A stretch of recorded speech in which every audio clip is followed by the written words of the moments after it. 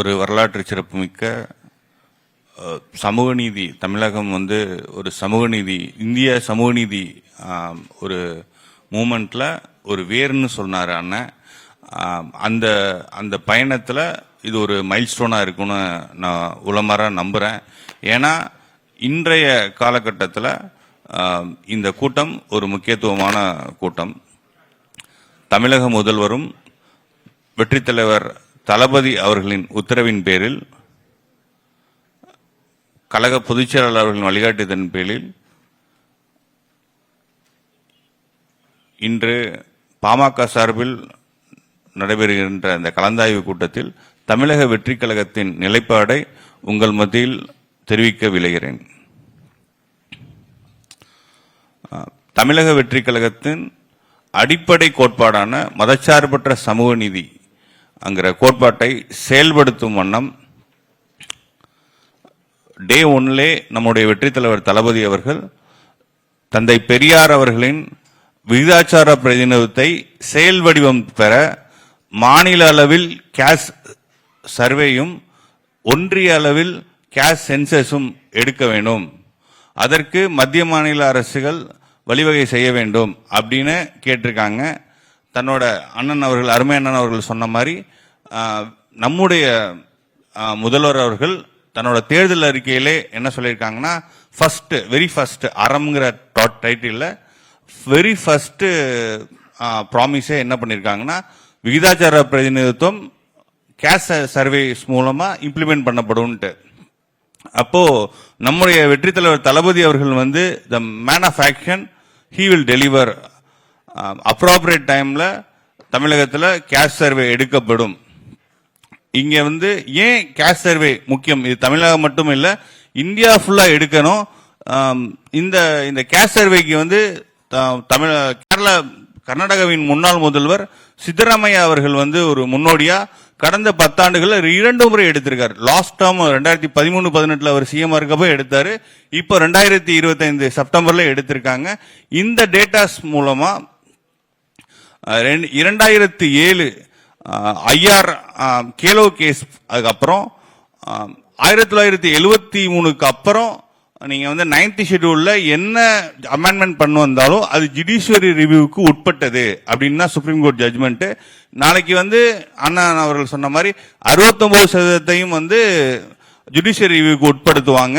அப்போ நம்ம 69% நம்ம பாதுகாக்கணும்னா அதை நம்ம வேலிடேட் பண்ணணும், ஜஸ்டிஃபை பண்ணணும், அதுக்கு டேட்டா வேணும். அதாவது சுப்ரீம் கோர்ட் என்ன சொல்றாங்கன்னா, ரீசன் பெர்டினன்ட் குவான்டிஃபைபிள் டேட்டா வேணும்னு கேட்கிறாங்க. அது 95 ஆண்டுகளுக்கு முன்னாடி எடுத்த டேட்டா இன்னைக்கு ஏத்துக்க மாட்டாங்க. அதுதான் மராத்தா கேஸ்லயும் நடந்துச்சு, மன்னியர் உள்ஒதுக்கீடு கேஸ்லயும் நடந்துச்சு, ஜாட் கேஸ்லயும் நடந்துச்சு. இந்தியா ஃபுல்லாமே இந்த பிரச்சனைகள் இருக்கு.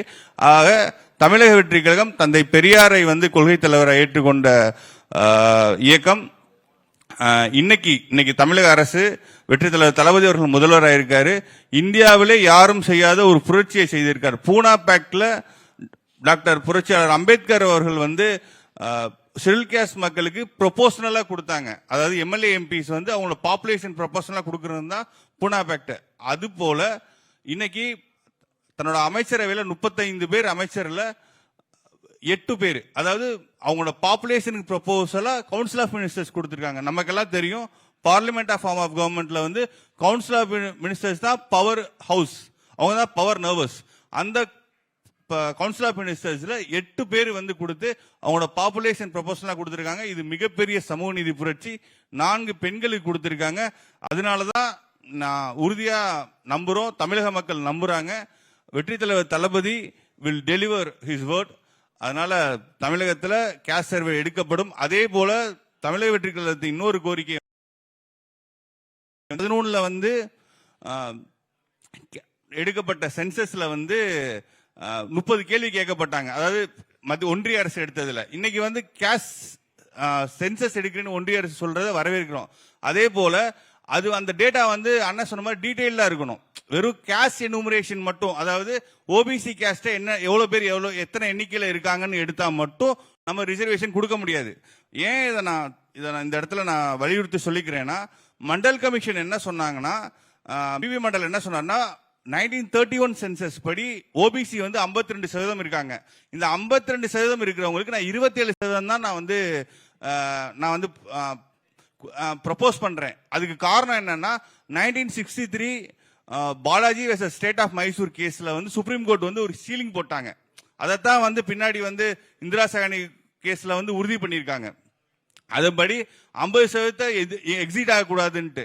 அப்படி இருக்கிற சூழ்நிலை வந்து இந்த ஓபிசி ரிசர்வேஷன் தேசிய அளவில் இன்க்ரீஸ் பண்ணணும்னா நீங்க கேஷ் என்யூமரேஷன் மட்டும் பண்ணக்கூடாது, தேசிய அளவில் வந்து அந்த பேக்வர்ட்னஸ் டேட்டாவை எடுக்கணும். ஏன் நான் தேசிய அளவில் எடுக்கணும்னு சொல்றேன்னா, இன்னைக்கு வந்து யூபியில இருக்க ஜாட்டும் ராஜஸ்தான்ல இருக்க ஜாட்டும் ஓபிசில வருவாங்க. ஆனா ஹரியானால இருக்க ஜாட்டு வந்து ஃபார்வர்ட்ல வருவாங்க. ஒரே சமூகம், வெவ்வேறு சமூகம் கிடையாது.